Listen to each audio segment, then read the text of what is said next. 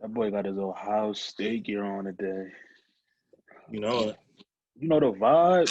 You know what I'm saying? there we go. We gonna jump right into it. Welcome to episode 49 of the Face of the Future podcast. It's your boy Mills. Boy, Shan, What you been up to? Happy New Year, man. Happy New Year to you too. Happy New Year. How was your New Year? It was the most relaxed, not doing nothing New Year I ever had in my life. You You just know, chilling? just chilling, bro. I Didn't do feel nothing. you. Didn't go nowhere. Just ate, had some drinks, and called it a night. Yeah, bro. I was pretty much laying in bed. You know what I'm saying? I was chilling. Yeah. Didn't do much. You ever get to the point where like, I mean, get thoughts like this all the time where like you feel as though you're getting older, like your body's not the same no more.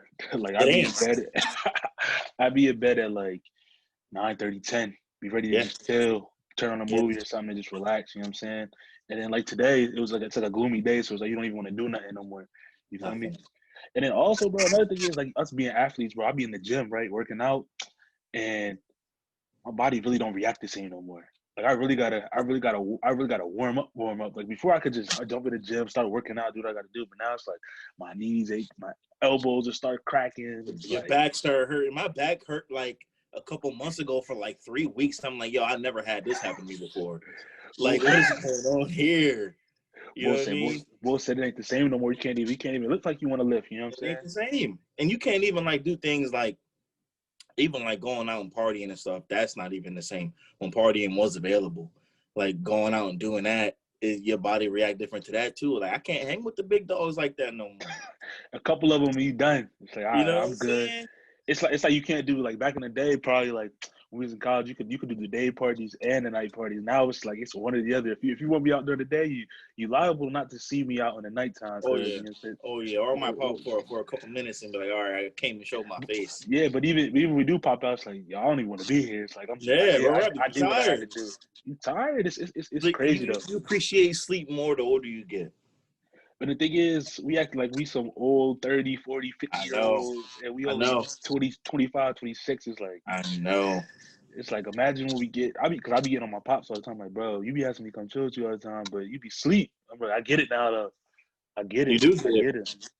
But it's just crazy though, cause like that stage when we were able to just rip and run. You feel me? It was only like a couple years ago. all the energy in the world. You go all day long. Do you think it has to do with like the way like COVID and pandemic's been, or do you think it's like that's something that's been like recent for you before that even happened? I think it's just a part of life. You know, the older you get, the more I feel like the more things start to slow down for you and you start putting things into perspective because I feel like, you know, the older you get, your mindset and your knowledge starts wanting to go in other directions and being so much focused on partying and turning up. You know, I said when I was about 24, 25, I could feel myself starting to think about things in a different way. You know, like, oh well, I'm a little bit too old to be doing that shit now. I feel like, you know what I'm saying? Yeah, I gotta put my energy here to do what I gotta do to set me up for the future because we're at that stage in our lives where this is a big transition period for us really to set the tone for the prime of our lives, really. the prime and the legacy too. Like you Yeah. feel me? We're this is like this is the age where you're really starting to think about your legacy, like you say, family, that type of thing. Because we probably 5, 10 years from removed, maybe even sooner for you, from like starting your own family. You feel me? Yeah. So it's like you gotta put things in priority. Kind of like how you said, where the same stuff that used to excite you don't excite you anymore, and like you want to do new things. And maybe it's because like we probably just experienced like the turning up and partying since we was youngins. You feel me? So it's now it's like we done did there, done that. There's nothing more. Yeah. There's almost so much you can do, and it's like you feel me? Yeah, because Doesn't excite you you anymore. even think about like when you're such a like a 20, 21-year-old kid, you don't care about nothing. Not At care, all. but like your mindset is just not where not really where it is like at the point we are now, where you're not worried about paying bills, you're not worried about your job, you're not worried about that. You just living. You know, Pretty much. now it's like when we hang out, I'm like, yeah, yo, let's hang out as early as possible so I can get back home to the crib. You know what I'm saying? Something Yeah, like that. it's You not know? even like you don't want to hang out. It's just like, all right, like you know how your body reacts, you know how your mind is. It's like, all right, I want to do this early so I can chill and relax. Because if I work the Yes. next day, I have time to like recover instead of being out all night. You know what I'm saying? But it's like Exactly. I don't know. It's just I was just thinking about that on New Year's. It's like, dang, It's like even a year ago we was out turning up, but we probably would have been doing that too if a pandemic was happening. Don't get me wrong, we still been doing that type of thing, but Yeah, it's like that would have been year 2 for that event. That'd have been yeah, crazy. yeah, but even like thinking about just things on the regular about going out and turning up, I feel like I'm the king of yeah, I'm gonna tap into you when the time like when someone asks me to go out, I'll be like, yeah, I'll hit you, hit me up and see what I'm doing like around whenever everybody's trying to link and I won't even pop up. Like I Right, became like the king of doing it. I just get lazy, bro, sometimes. right. I don't know what it is. But just speaking about that in New Year's, what'd you think about I know you started seeing a bunch of people probably having like little parties, gatherings. What'd you think about that? Were you like surprised that happened or you weren't even surprised at all? I wasn't surprised at all because I had seen it on Christmas when I was like traveling up 295 and stuff, seeing all the out of state tags. You know what I'm saying? Yeah, All along yeah, the highway going down the road. Like, yeah. people don't give a damn about no damn COVID. It's You know what I mean? crazy, bro. Versus me and my family, it was 4 of us that hung out together, 4 or 5 of us that hung out together, all Yeah, on different couches and stuff like that. You know what I'm saying? yeah. So people don't care. People still don't take it serious enough. Cause I was looking on like IG stories, you know what I'm saying, social media stories.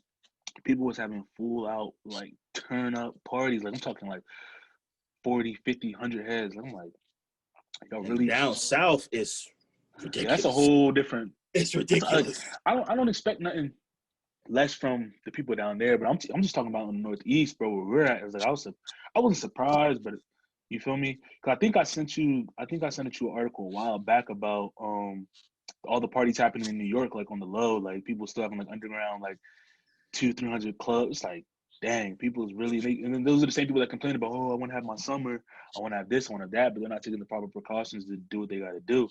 And I don't know, I feel as though like with the new year coming up, like 2021 being the whole new year, we're in a whole new year. I felt like people would have kind of like, well, you would hope people like use that New Year's Eve, New Year's transition to think about all the stuff that just transpired in 2020 and maybe be a little more selfless. But knowing us, people don't really care. If people don't start taking the precautions, the longer we're going to be in this COVID, this pandemic, this fake ass lockdown that they got us on. You know what I'm saying? They're trying to close stuff down, but clearly it's not working. And it's going to get to the point where if it starts to get real bad again, and we go into another lockdown, you know what I'm saying? And they really start enforcing laws and stuff. People don't want that. How People do you don't want that. how do you think people will react if like they enforce another lockdown, like where it's a whole another year? You feel me? It'll be the whole you're violating my constitutional rights.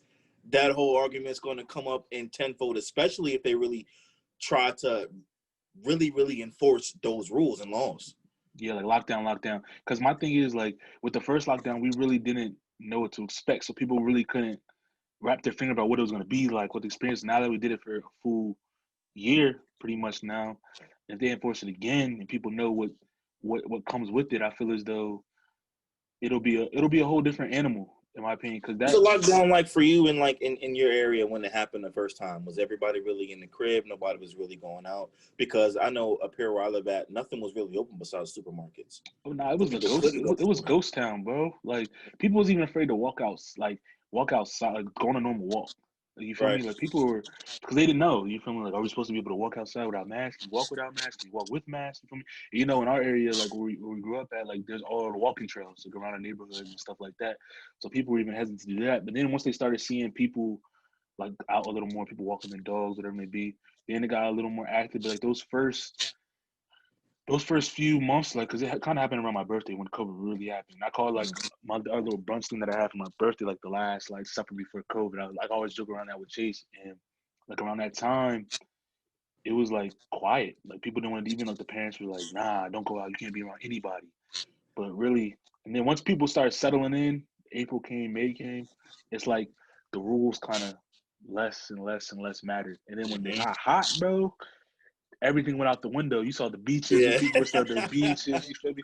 I feel like people took it serious the first bit of time, but then after that, it was like, all right, we can't do this no more. Why are we in there? Because people didn't know what it was. You feel me? Like even like those first 3-4 months, we didn't really know what the extent COVID was. You know what I'm saying? It was just, oh, this is disease is coming, or not this virus. I said this virus, not disease. This virus is coming, and we don't know what to expect from it.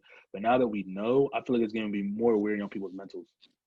You feel Yeah, me? so that brings you to my next thing. Of like, as far as it weighing on people's mentals, how much do you think that like people are just over it or don't really know like what to do, or just like kind of just fed up with the whole being lockdown thing? Because I was talking to my girl about it the other day, and she was like, we try to do things, but it's like we're not living our normal lives. We're not able to move and maneuver like we would like to. We try to do the small things that we are able to do, but even with that, it's like, damn, when is this Yeah. shit going to be over? It's like no end in sight. It feels like. Yeah, that's the crazy thing about it is because like I feel like it's gonna weigh a lot more. Like to your question that you asked me when it comes to mentals is because people now because we thought we saw like a light. All right, like when it first happened, we're gonna be here for a month at most, 3 months at most. Then another lockdown happened. People started shutting down. Red, states became like red with the deaths and stuff like that. You feel me? Like the different zones that they have, where there's a lot more deaths happening. So then got locked down even more, and the light got dimmer and dimmer and dimmer. So now, if they say, "Oh, we're about to be on lockdown with no definite end in sight," I feel like people are gonna either go crazy and start rebuttaling, like you said, like rioting, whatever. Not rioting, but like you're taking away my constitutional rights, or people are just not gonna care no more and just be like, all right, I'm gonna do what I have to do regardless. If I get sick, I get sick. Like I don't care no more. You know what I'm saying? Because people are doing it anyway, and I Right. feel as though the people that did quarantine, and they see people like maybe down south or in different areas not really caring about it, they're like, I'm doing all this quarantining and I'm inside, and these people are down here partying and stuff, living their life like nothing happened, and they're not sick or anything like that. Should I be taking it as serious as I've been the first time around, or I'm just gonna go all out like they did the first time around? You feel me? Like, what do you think? I mean, we're still getting record numbers as far as things go. For me, I don't want to get it. Period. I don't want to get it. Whether I don't Yeah, care about the numbers or it doesn't affect you that much because of our age group and this and that. I don't want to have to deal with it because I don't want to. I don't want to gamble with my own life. Put it yeah, that way. I don't want to get it. Have to deal with. When you hear some of the things that people say about the after effects of having it. Some people still not being able to taste or smell stuff. Some yeah. people still can't breathe. Some people have to learn how to walk again and all this crazy stuff. I don't have to deal with that. So You for said I me had to learn to walk personally, again. people are going to have to learn how to walk again. And so it's having long-term effects on your body, because they really still don't really know what the virus even is itself. That's You a know what I fact. mean? So I think that if we do go into another lockdown, it's going to be very, very hard for people, especially if down south it goes from being what it is now to being completely closed off, like totally, because they've been, like you said, kind of living a somewhat of a normal life. You look at pictures of clubs, the clubs are packed out, packed.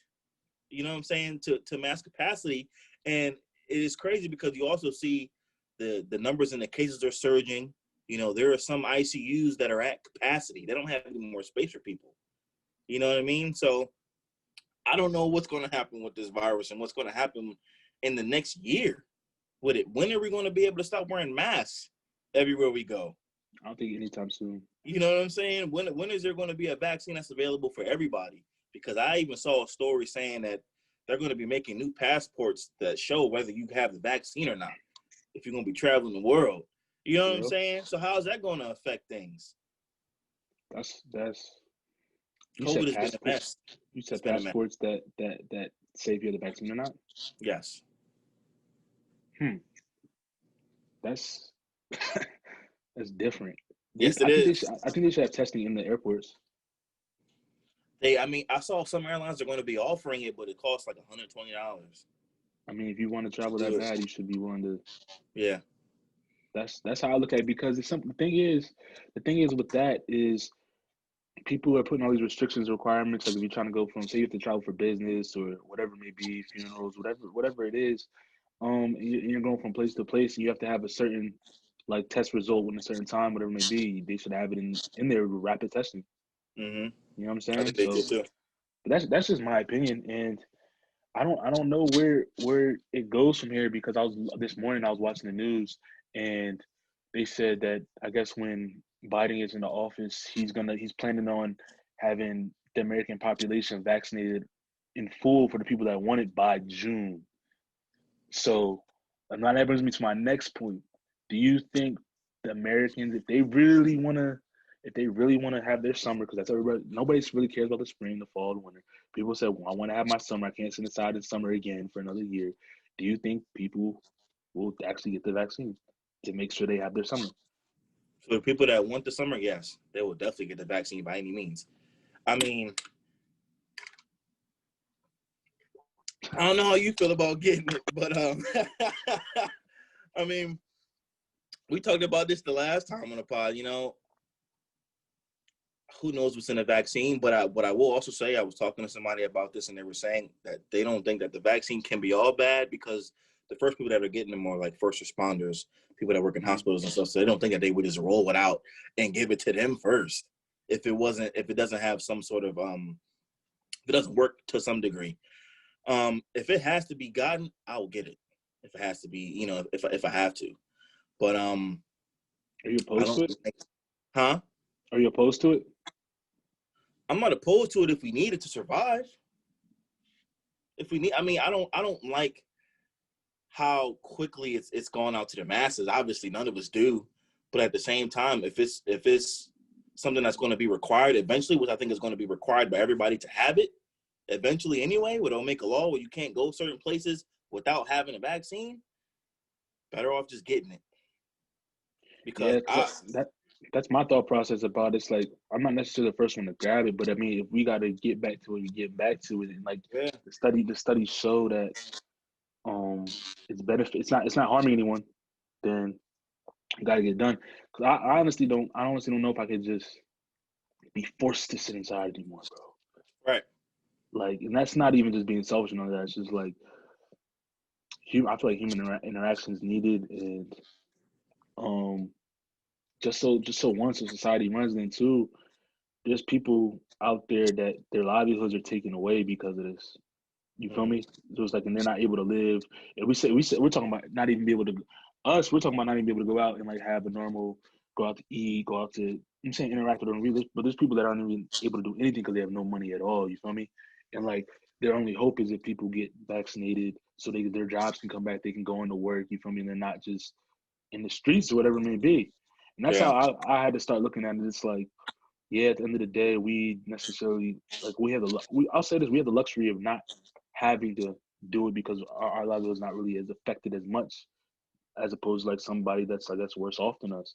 And that's kind of how I've kind of like been putting things in perspective when it comes to like COVID as a whole and just going into New Year's. Like, there's really a lot of people who can't pay their bills, who can't feed their families, who can't feed their children, whatever it may be. So it's like you got to get back to normal life. Yeah, if they're putting an initiative to I guess quote unquote vaccinate the country, or for I guess the people that want it. I mean, if there's more pros and cons, I guess we got to rock with it. And then another thing was I heard that because is it just me or like the people I'll just use the Black community because we're in that community, we're in that culture. Talking about like how they're not really into like going to doctors' offices. They're not into like taking certain vaccines or whatever it may be, flu shots, whatever it may be. Why do you think that is? Do you like because men in our culture, they don't like going to the doctor. That's just a known thing. They don't. Like, why do you think that's just like ingrained in us from the past, or like? I don't know why that is, to be honest with you. Maybe it's because we don't think nothing's wrong with us, or we just don't feel like going to the doctor. I think that's really has a lot to do with it. I'll be fine. I'll be okay. You know what I'm saying? I think that's a mindset that goes into it a lot of times. But with that being said, you got to go to the doctor. Mm-hmm. You have to, because you better off catching something earlier than catching it too late. You know what I'm saying? So I think that if anybody has the ability to get the vaccine, like if it's offered to you, I think that you should get it. I think that when it comes to getting this vaccine, none of us, again, like how quickly it's gone out to the masses, but we don't have the time to wait the normal 5 or 6 year period for all the testing to be done like it is for any other normal vaccine. We don't have time for it. And like I said on our last episode, they got the smartest people in the world working on this vaccine. So you got to really just put your trust in that. I mean, what else really can you do at this point? Really, if we want to get back to normal life, we're not going to get back to normal life without a vaccine or something that's able to fight off this disease, because social distancing and wearing masks isn't going to get the job done by itself. At all. And that's just the obvious. I mean, look at the numbers. The numbers are outrageous. And I'm waiting to see how much the numbers go up even more after this New Year's wave. People that have been traveling. See, I didn't put that into consideration. I didn't put that into consideration. Christmas and New Year's, how much the numbers are going to go up now after all that settles. Damn. Because when I tell you, Mills, when I was on 295 and I'm driving on 295 and I'm going north, or if I'm going south, when I tell you, like, most of the cars are out of state tags. I'm talking about from North Carolina, Virginia, tag all. I'm like, damn, people really don't give a damn about no COVID. People are getting together for the holidays no matter what. You know what I mean? You're not gonna take away people's Christmas. At all. You know what I mean? Now that right there, I think is selfish. You feel me? Like the holidays. See, I mean, because Thanksgiving we did like a whole, like I said, we did a whole Zoom. I think we talked about that. I did a whole Zoom, like my family, like my extended family, and then Christmas we did the same thing. Like here for Christmas it was only like my immediate family, brothers, sisters, parents. You feel me? I feel like everybody should have been doing it that way. Yeah. But I don't know. It's just crazy to think about as we go into this new year, just bringing things in. But I don't know what's the biggest thing that you missed though. Like if you could think back to before COVID, pre-COVID, what's the biggest thing that you miss when it comes to stuff you do in your everyday life?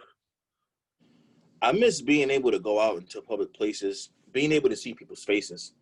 Something that I don't think people really understand how much, because even when you're standing there talking to somebody with a mask, you can't see their facial expressions, or you can't see if they're smiling, or you can't see nothing like that. So, I like to talk to people and have those face-to-face interactions. That's something that I miss for sure. Being able to go to a sporting event is a huge deal for me personally. First time I haven't seen Ohio State play in an entire year. Even things like we've been going to Rutgers basketball games for the past couple of years. They've been an ascending program. This year, like, they're a top 25 ranked team. They just had a game against Iowa yesterday. We weren't able to go to it. That we would have been there, and Iraq would have been jumping if that was able to be a live game. So when I think about, I see stuff like that, it bothers me. Like watching the NFL and the NBA when they do these overhead shots of like a stadium and it's empty. You know what I mean? Or they have the screens behind the benches in the NBA. It just looks crazy to me. And I think, when are we going to be able to get back to going to a game? When is there going to be able to have 20,000 people where the Sixers play, or 10,000 people where Rutgers plays, or 105,000 people where Ohio State plays? When is that going to be able to happen again? I don't think that's going to happen anytime soon when it comes to full capacity. I feel like they're going to slowly like start letting people come back in, because they're already doing with the league. I mean, the NFL, they already have like I think it's like 20% capacity. You've seen some of the bowl games, the bigger bowls, they had like 16 to 20% capacity. They had like 10,000 fans. So I mean, it's gonna be a matter of understanding, like figuring out a certain protocol and allowing people to slowly get back into making sporting events what they are. But I will say this, when it comes to like watching like the bowl games and even watching the NFL, sometimes I forget there aren't any fans because the way they do so good with the sound, you know what I'm saying? Like at least watching as a consumer from the TV, not being in this, because obviously it's different for the players on the field because they can see what's around them. But like being on TV, but watching on TV, sometimes I forget, bro, that there's not any fans until they zoom out. I'm like, dang, there really aren't any fans, because like the sound effects the audio team makes and stuff, like when big plays happen or big hits happen, it's like, dang. Because when I was watching the because I don't want to jump into the college football playoff yet, but when I was watching the Bama game and they opened the game off with that big hit on the kickoff, and you just heard the crowd go, ooh, and they pan out and there's nobody in the stands except for the little 10,000. I was like, dang, they're really ain't there, as opposed to like if you're watching the game and you're in the stand, that's a whole momentum changer. Opening up a game with a big hit and the whole 100,000 people going crazy, bro. It's a big thing. How much of an effect does that have for you as like a defensive player for there not to be any crowd noise or anything like that? Does it benefit you? Oh, I mean, there's pros and cons. I mean, when there's I mean, as a defensive player, it definitely benefits you because most of the time when you're on defense, it depends if you're home or away, to be honest. But if you're the home team defense, it definitely plays a part, because that's when the crowd get rocking. Like I said, you need a big player, you momentum, you need a third down stop to change the quick moment of the game. That's what that's what the fans are there for, to give you that boost, because you're gonna go harder when you know there's more eyes on you. You know what I'm saying, and you feeding off because energy is a real thing. You No matter, feel it. You can feel it. the energy is a real thing. Whether it's hooping, whether you're giving a speech, whether you're playing football, whatever it may be, or even playing tennis when it's one-on-one, like that energy changes the course of whatever you're doing. And I feel like that plays a major part, but I don't know. The players feel it more than we do. For sure. The players feel What it do more. you miss the most about things being closed down? I'll say sporting events is like one of my top things, because I like to go now that I'm not playing sports anymore. Like that was my big thing. I want to get to like more games, because like when you're playing in college, you know how it is. You don't get to watch as many games because you're playing or preparing for a game, whatever it may be. So now that is done and over with, like I was planning on hitting Colorado multiple times for games to go see my school play, going to probably a couple of K-State games. Even I think I even told you I was trying to go to a Michigan Ohio State game one of the times, like trying to, even if we were just out in the atmosphere, to go check it out, and even go down to Bama because that's where Chase goes to. Is like Mm-hmm. that was on my list to do once I like got out of school and wasn't a student athlete anymore. But another thing would just be even traveling without having to worry about so much stuff, bro. Because you know me, I like to be on the move every now and then. If I'm not like in the crib work, I like to be on the move. So it's like to be able to travel, and just do things freely. You know what I'm saying? Not have to worry about stuff. And I think the mask is a big thing too. Like you said, not being able to see people's face, or like that human interaction just changes so much. It's just different. And you Because just get tired of wearing it, yeah. And then like I said, working especially out. indoors the whole time. You got to be some. And then working out, just like because I work out every day, so it's like working out is like it's not a hassle because it becomes second nature now. But when we first started to wear it, bro, it was an adjustment. It was like wearing one of those altitude masks that they came out with a while ago. That's what it felt like at first, but then once you're used to it, it's normal. But I It's don't just know. normal. Oh, this is not normal. And I just don't, like you said, that human interaction part, not being able to see people's faces, is like it changes the whole experience of interacting with people, because you can't tell if you're like vibing with them, or they're into the conversation you're having, or whatever it may be. Granted, like when you're with your friends and stuff, it's cool because you know their personalities. But when you interacting with somebody new on whatever type of capacity it is, it's just different. It's just Yes, sir. it's a whole different level. But I don't know. Oh, and then when you're wearing the mask too, if your breath hot, woo, that's I'm Not a just good thing. that joint ain't easy. That joint. I remember one time, I ain't gonna hold you. Woke up in the morning, had to run to the store. I was humming that morning breath. Yo, I'm like, yo, Oh shit. this joint crazy. But that's one of the it's one of the things that I miss for sure. And just being able to see your family on a regular. Yeah. Yeah, I haven't seen my mom in a couple months. Yeah, that's what I'm trying to say. Like your mom Yeah. got a pretty good relationship, so it's like just not being able to pull up on her whenever you want to, Yeah. whatever it may be. Different. Yeah. So what do you guys do? You guys FaceTime a lot or what? I talk to her every day, FaceTime, that's about it. I mean, I saw her last week. We linked up for just a quick second. We just exchanged Christmas gifts. But other than that, I haven't seen her that much, which is weird for me. You know what I'm saying? It's different. You know, not spending the holidays with my family is different. You know what I mean? Never really been done before. So, and like you said, traveling, we were supposed to go on 2 vacations last year. I had to cancel both of them. So, and we used to go on 1 or 2 vacations a year. So that's also a huge change as well. Definitely. Oh, and I was about to ask you. I was gonna say, man, I lost my train of thought. We was talking about gifts and stuff, and I lost my whole train of thought. Nah, but yeah, I mean the holiday season, it is what it is. That's came and went.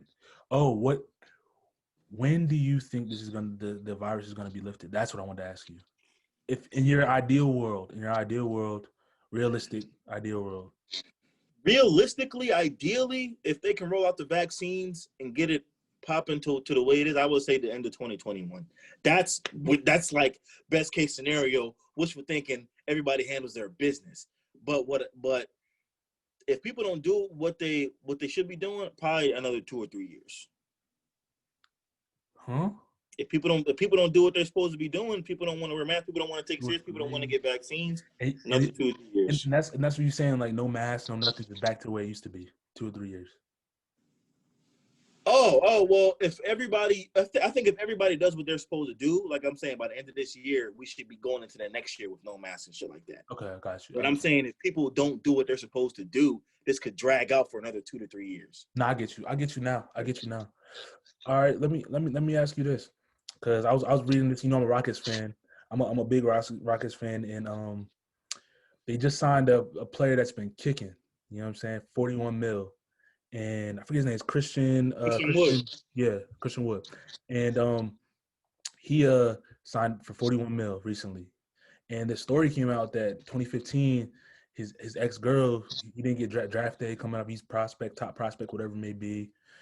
Draft day comes up, round one, no name gets called. Round two, no names are called. Doesn't get signed as a free agent, whatever it may be.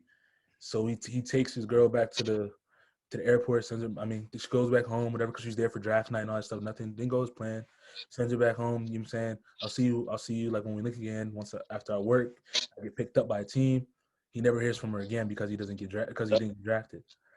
And now he's top tier, 41 mil, one of the top scorers in the league right now, first 5 games. Girl hits you back up. Oh, I know, I always believed in you. This happened. I know we have. What are you saying to her? Save it, hon. Save it. Keep it pushing. That'll get your ass blocked with the cooking. Bye. You said bye. That's it. No response. You get nothing from me after that. You get after it's about to get tough, and then you want to leave. Nah, I'm good. Then I really had to put the work in. You wasn't there for none of that. I'm good. Keep it moving, hon. So if you're in that situation, you're Christian Wood, right? And you're about to go to the league, and you think this girl's rocking with you, and she just dips on you right when you don't get drafted. How would you feel? How would you feel as like a person who thought that their significant other was with them through the thick and thin, and then they say you don't get drafted? How would that make you feel when you're in that moment in time? You would definitely be crushed. You would definitely probably feel used. Your trust would be fucked up, because then you're thinking, well, damn, am I ever going to find someone that's going to want to be with me for me, or just because I hoop and I could potentially be bringing in millions and millions of dollars? I think that's something that all those guys and across all walks of life that make money like that on that level have to deal with at some point or another. You know, you question shit like that, especially when that happens to you. I'm sure you question it moving forward. And that sucks. No, it does. It definitely does. And I feel as though, like, after something like that, because I feel as though ideally for an athlete about to get paid millions of dollars, you want to find somebody prior to accumulating all that money. You feel me? You want to find somebody that you can rock with before you have that fame, that status, whatever it may be. Because, like you said, once you get that meal ticket, now you're skeptical about, oh, is this person really with for me, or they with me because they see I got this bread? So it's like, now that happened, it probably made him even more skeptical. And it's like, that brings me to my question about just the psyche in the way that athletes potentially move when it comes to relationships, and maybe having, like you see Lou Williams has multiple girlfriends or whatever it may be. Can you see the perspective of why athletes move that way, as opposed to like an outsider looking in when it comes to, oh, all athletes are dogs, or all football players are dogs, all basketball players are dogs? Sure. I think a lot of them have issues with trust, and I think that you see it for them, not even so much with women, but from like their own families that don't really rock with them like that throughout their whole upbringing, throughout all the work and hard work and grind that they put in to get to the level that they're at. Then once they get to the league or whatever the case may be, next thing you know, you got all these family members that are coming in, all looking for handouts. You know what I'm saying? Just looking for bread, not even calling you to see how it is you're doing. Yeah. But just calling to ask you for a check, or I need some money, or can you help me out with this, or such as got this going on, can you help him out? And then when you transition that into a relationship, it's probably hard for you to trust anybody, because you might even trust your own family. So it might be hard for you to ever get to the point where you can fully trust somebody, because money is the root of all evil. Yeah. And it shows people's true colors, sadly. No, I so agree. I definitely understand why they be moving the way that they do. And I understand why some of them never get married. Yeah, and you know what I mean? I always just think about that, like, because I always hear conversations like that, even just looking at that thread when people were talking that situation specifically, and like, it just that's the first thing that came to my mind is like, if you think at the reverse perspective, because they always get, like, athletes always get like that that backlash for, like I said, being a dog, whatever, not settling down. But it's like, if you was in that position, how would you feel? And I'd be like, I might feel the same way because, like I said, that trust factor is a big, big thing. And not saying that you're gonna switch up on anybody or treat anybody bad, but you would probably be way more hesitant to be in some type of committed relationship or let them into your world because they weren't there from the jump, or they weren't there when you, like you said, had nothing. So I just want to see your thoughts on that, because that was a story that's been Yeah. circulating in the sports world and in just on Twitter in general. So I think settling down is fine, but you should never settle for somebody just for the sake of being with them. yeah, You know what I mean? So I think dating is probably really hard for those guys. To find somebody that you really, really want to be with, it's probably really hard for those guys. I Yeah, could. people say they can get whatever girl they want. Yeah, of course, groupies and shit. But you want somebody real. You know what I'm saying? I'm sure that's hard to find. Yeah, I couldn't imagine. I mean, like, that's why I say, like, the fame. Like, I don't even know if I would want fame like that, because for the simple fact, like, you don't really know what people's true intentions are. Like, they could come off as like the purest soul, but deep down inside, they only with you for one reason. But Right. I mean, that just comes with the territory, I guess. But I don't know. But Part of that. before we get into the meat, to what we wanted to talk about with the college football, because we're gonna have a long conversation about that. We're gonna get into the Faces of the Future song of the day. Um, Check us out on YouTube. Subscribe to our YouTube channel. Search MBT, and you'll find the Faces of the Future podcast. You'll find music videos. You'll find all content related to the brand. Follow us on Instagram at MBT_1%, on Twitter, MBT the Future, and check out our website and subscribe to our blog at MBTFacesTheFuture.com. And the Faces of the Future song of the day comes from a up and coming artist named Tutu Wavy. Came across him on the socials. It's a friend of mine's brother. He's from North Carolina, I'm pretty sure, and this is his song, Maria, my bad. And check him out. Like I said, I think it's his social media is Oh My God Wavy on Instagram and on Twitter, and he's just an up and coming artist. That's the new wave, the new sound, and you'll hear a lot more from him. So once again, this is Tutu Wavy, Maria. Once again, that was Tutu Wavy, Maria. Like I said, subscribe to our YouTube channel, MBT. Subscribe to follow us on Instagram at MBT_1%, and on Twitter, MBT the Future. And once again, follow us and subscribe to our blog at MBTFacesTheFuture.com. You can get all the up-to-date content of what's going on in the Faces of the Future community. And yeah, man, we got a lot of new stuff coming into the new year. So let's get into it, Shan. Let's get into you. You've been waiting for this. You got your Ohio State jersey on. You ready to talk The to the last 3 doubters? shows I've had Ohio State gear on. I know, but you really got the black jersey on. The black jersey means something. I mean, Chase that, Young. you know what black Chase means. Young. Black means you ready to come in for the kill. You ready for the chip game. You know what I'm saying? Yeah. So let's start off before we get into like performances and stuff like that. Was the playoff what you expected it to be? First 2 games. No, to be honest. For me, I didn't know if Ohio State was going to be able to beat Clemson or not. Just because they hadn't looked like that all year long. Not a single game all year. So I didn't know if they were going to be able to come out and put those numbers. I guess a Clemson team that has tremendous personnel, Yeah. and that are one of the best coach teams in the country. You know what I'm saying? A perennial, a powerhouse. I didn't know if they were going to be able to come in there and beat them the way that they did, to be honest. As far as Alabama and Notre Dame goes, Expected. we all expected that to happen. Notre Dame does not. First of all, Notre Dame needs to be in the conference. That's number one. They need to be in the conference. And all this slack that they're giving, like, group of 5 schools, you're gonna call them group of 5. Notre Dame needs to be in the same category, because the group of 5 schools have won more games in the last 2 decades in BCS bowls. They won 0. Or New Year's 6 bowls than Notre Dame. So it's like, Goose egg. Stop telling me Notre Dame is an elite program. They're not. They're not. They get to pick and choose who they play. And when it comes down to playing teams like Clemson or playing teams like Bama, Ohio State, they You don't have the guys. They don't have the guys.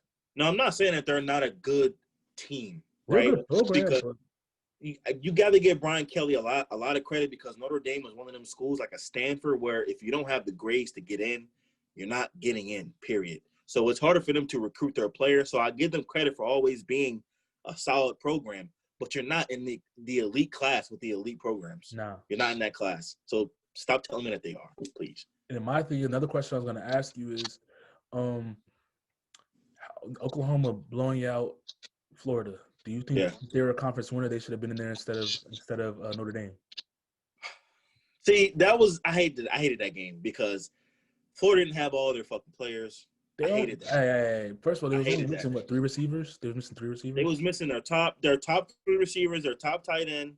They were missing their top corner, their top Okay. linebacker. So they were missing a lot of key Okay. guys. But still, if you're University of Florida, you got to be able to deal with that. Yeah, So like if that's Bama still or any top program, they're gonna be able to.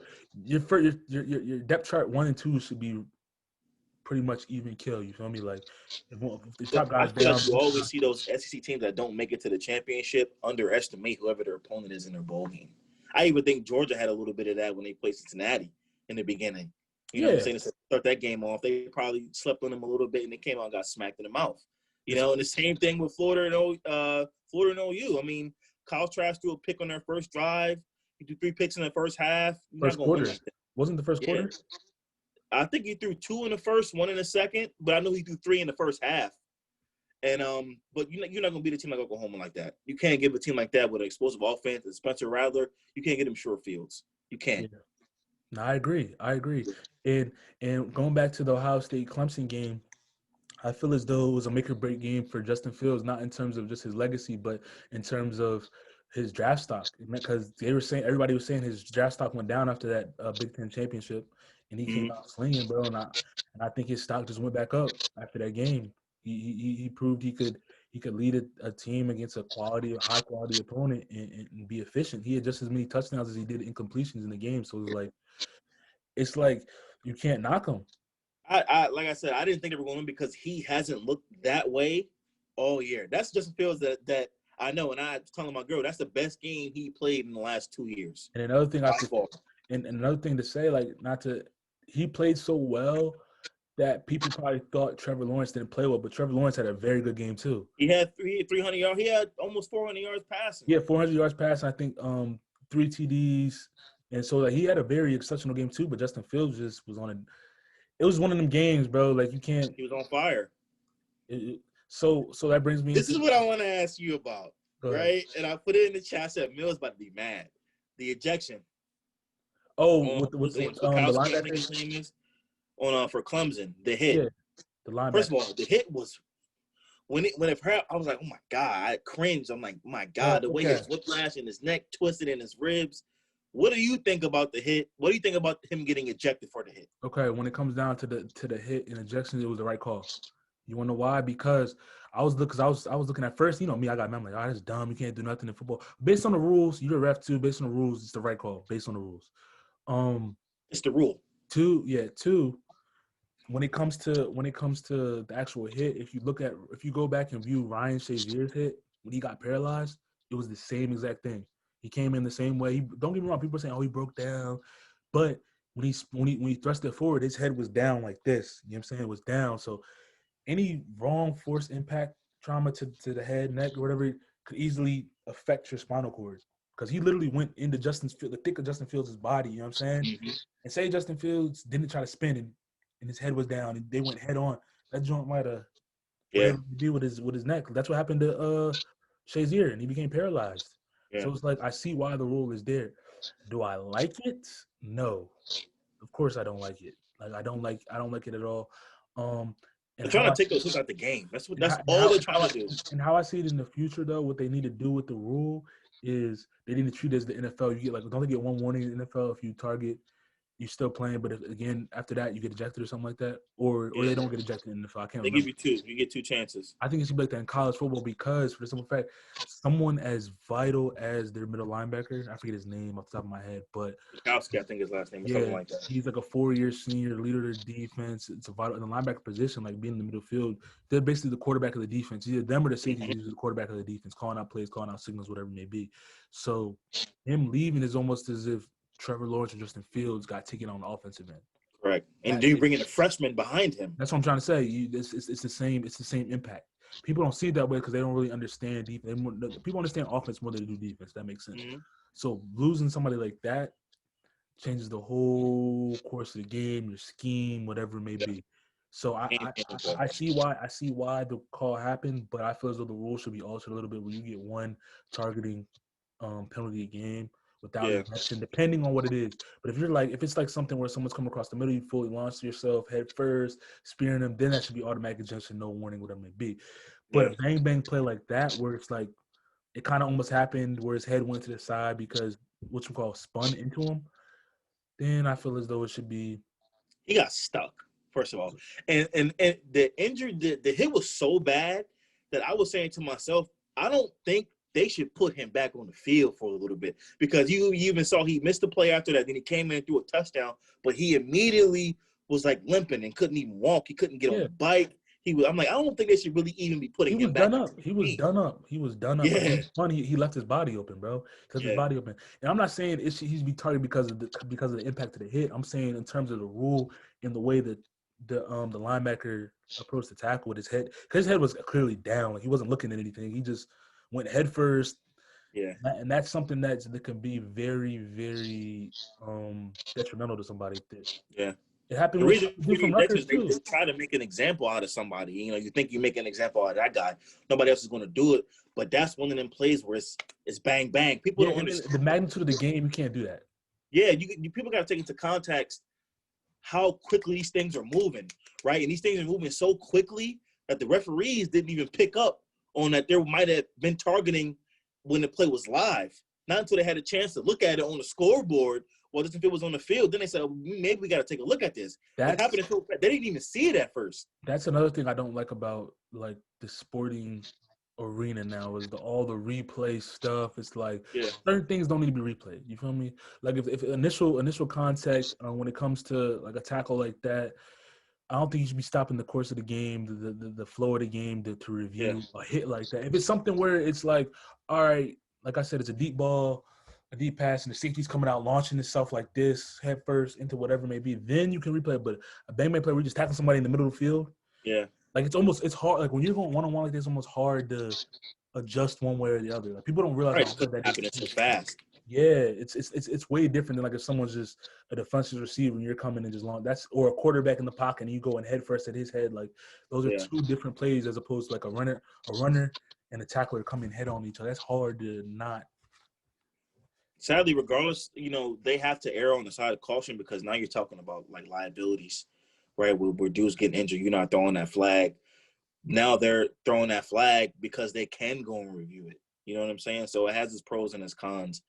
But hits like that, you never want to see him on anybody because not even so much the hit of Justin Fields, but also the linebacker himself. You don't want to see nobody leaving with their head down like that. Yeah, because you don't want to see nobody get hurt. Like the Shazier thing when he remember when Shazier got up, he tried to move his legs, he couldn't move them joints. Like he rolled right over and he stuck after that. That's scary, bro. Like that's scary. I'm sure you've had some hits where you hit somebody and you saw black for a minute. Not black. I've been knocked out. Like someone tried. There was one time when all right, JUCO. I'm gonna tell this story. So JUCO, we're in practice, we're in camp. I told you the stories about how crazy our JUCO camps were. You know what I'm saying? Every man fending for 20 spots if you're out of state, whatever it may be.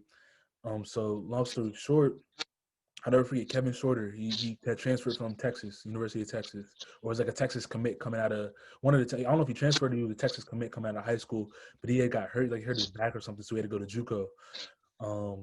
And this is probably like 2 weeks before the season started. We're going live, like inside run, and I'm at the middle linebacker.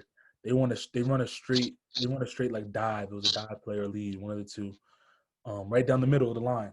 So I'm thinking I'm about to meet him in the hole. But, you know, running backs, when they get hand off, they burst. So I don't go head down, but I'm going pretty low, like waist to knee between that area. You come between your knee and your waist, like the thigh area. And he decides he wants to try to hurdle me because I get there quick. When he jumps, bro, knee right to the temple, boom. And I'm knocked out for like 7-8 seconds. You feel me? I just wake up. It's like, all right. But people don't even think about little stuff like that when it comes to leading with your head first. People just think, oh, automatically it has to be a big hit where you get knocked, or you get break your neck. Nah, dude, try to hurdle his knee hit. Like he tried to jump. Yeah. He didn't make the jump before he flipped over, but like little stuff like that where you can just hit in the temple the slightest bit. And you doesn't take much to get a concussion. That's what I'm trying to say. They say it takes 20 G's of force to get a concussion. They say the average hit on the football field is 100 G's. That's what I'm trying to So say. Like, you out there playing concussed the whole time, essentially. yeah, You know especially what if I you're in the mean? trenches like that. Like if you're in the front seven, offense or defense, it's like. But yeah, I mean the targeting rule. I just like I said, the targeting rule. I'm not so much opposed to the targeting rule. It's just the way they implement it and enforce it in the course Right. of the game and how it changes the course of the game. It's like, yeah, it's the rule, but I don't know. But I want to get a little away from the target, and I want to ask you this: How good is Alabama? How good is Alabama really? After watching that game, they have three guys in Alabama the hot. they're unbelievable. They have the best playmakers: Devontae Smith, Najee Harris, unbelievable. Offensive line, unbelievable. The secondary, unbelievable. I mean, this Nick Saban said this might be one of his best teams. They have personnel. They have first round picks all over the place, all over the place. So I mean, Harris is gonna have to play like they played against Clemson, if not better, to win his game. They're gonna have to find a way to limit the big plays of Devontae, because you're not gonna stop these guys. You're not gonna stop them. You got to limit their big plays to too many big plays.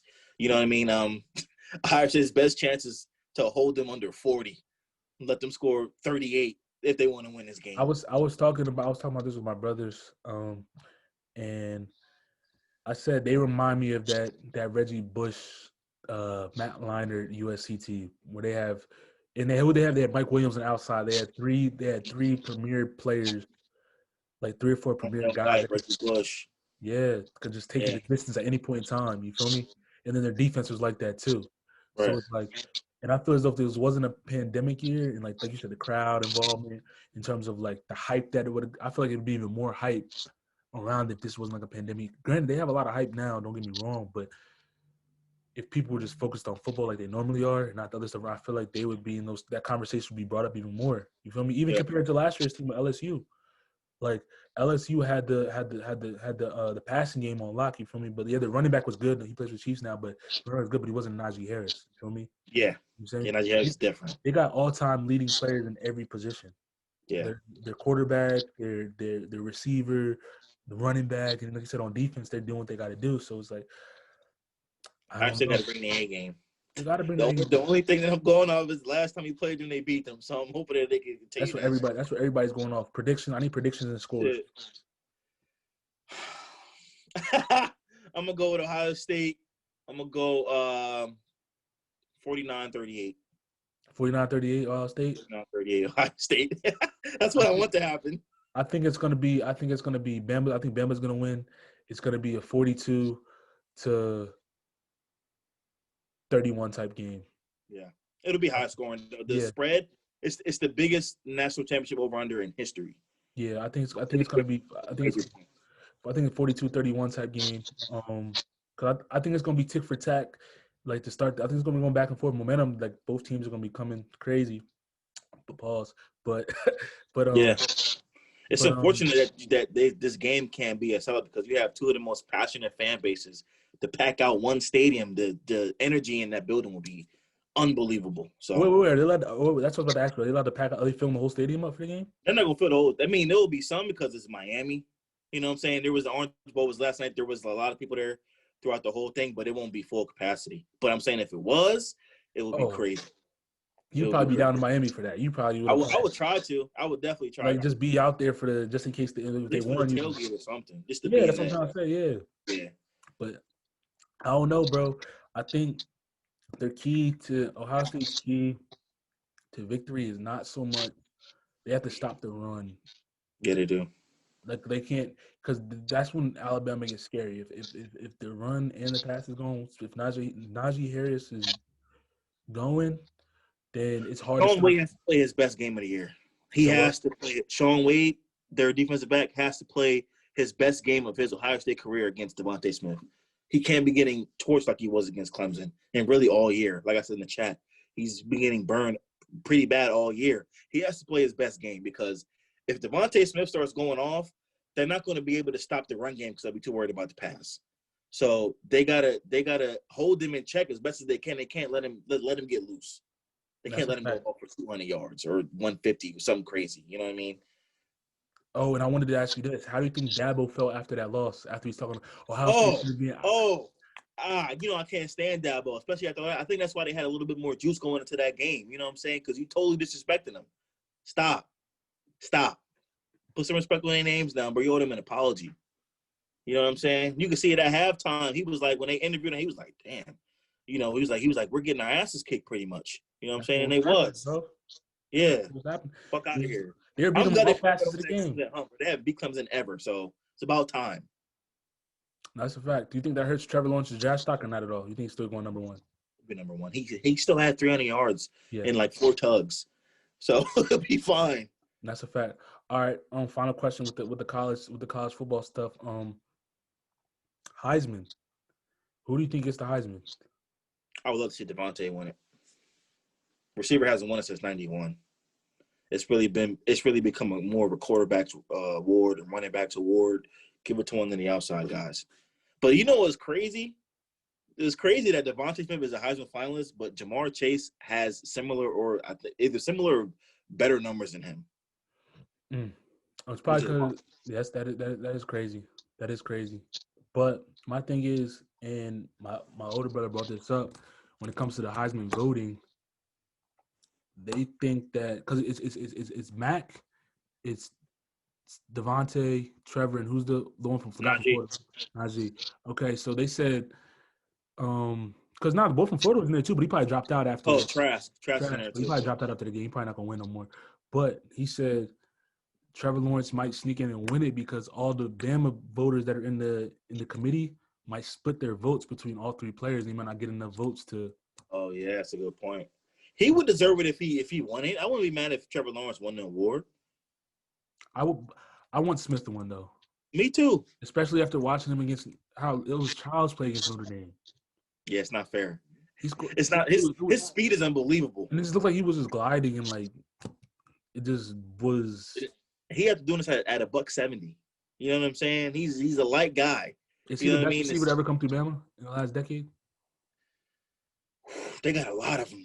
I'll say the last 15 years. So who we talking? Julio, Calvin Ridley, Amari, Judy, Ruggs. Oh, is he the best? The best from there? I'm still picking Julio. If I'm picking one of the guys, I'm still picking Julio. I'm picking Julio because we're talking college. We're not talking. We're just talking when we're in college. In college, Devontae's probably the best player in college out of those 3. Yeah. Because we can't take into fact the NFL because he's not there yet. So yeah. Okay, so in college, him or Amari Cooper also had crazy college numbers too. But I'll ride with Devontae. I think Amari had all the records before Devontae broke them. Speed kills, bro. Speed. And the crazy thing about it is, if Waddle wasn't hurt, yeah, they don't even have Jalen Waddle. They don't even have their full squad. It's crazy to think about. Here's another thing. Think about that him, Waddle, Ruggs, Judy, and Smith were all on the same team. Yeah. Not enough balls to go around, bro. Not enough. You know what I'm saying? Take this into consideration too. Steve Sarkisian, I don't think is going to be there for Bama in the national championship. I think he's going to coach. Because he took second. I don't know. We'll see. I think he'll coach. If I'm Steve Sarkisian, I'm not passing up on that opportunity. I hope he don't. I'm not passing up on that opportunity to coach a national championship game. One, because that takes away from the players, bro. When your guy that's been there the whole time just leaves before that takes away from. I don't think. I mean, if you're a good coach, you're telling Texas, you're telling University of Texas, I'm coaching this final game, and then after that, I'm focused on building Texas football. Yeah, I just don't know how it works out contractually with that, but I'm sure he will try and coach. When Lane Kiffin was the OC and they were and he was about to leave, he coached that game, remember?